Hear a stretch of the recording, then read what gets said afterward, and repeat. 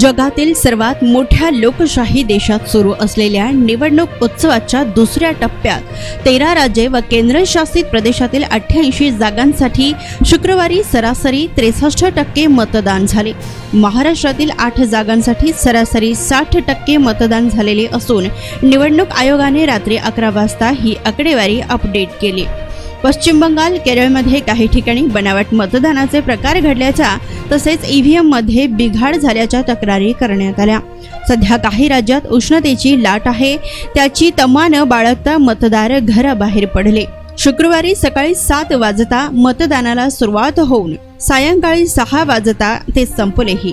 दुसऱ्या टप्प्यात ईव्हीएमची पळवापळवी, बनावट मतदानाचे प्रकार घडू नयेत याकरता कडेकोट बंदोबस्त करण्यात आलाय।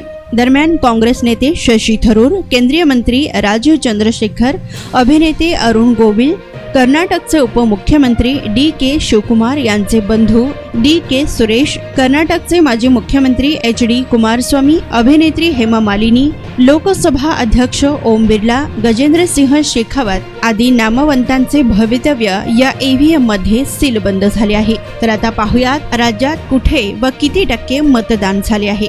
यावेळी बुलढाणा येथे 58.45% मतदान झाले आहे। अकोला येथे 58.9% इतके मतदान झाले आहे। अमरावतीत 60.74%, वर्ध्यात 62.65%, यवतमाळ वाशिममध्ये 57%, हिंगोलीमध्ये 60.79%, तर नांदेड येथे 59.57% व परभणीमध्ये 60.9% इतके मतदान झाले आहे।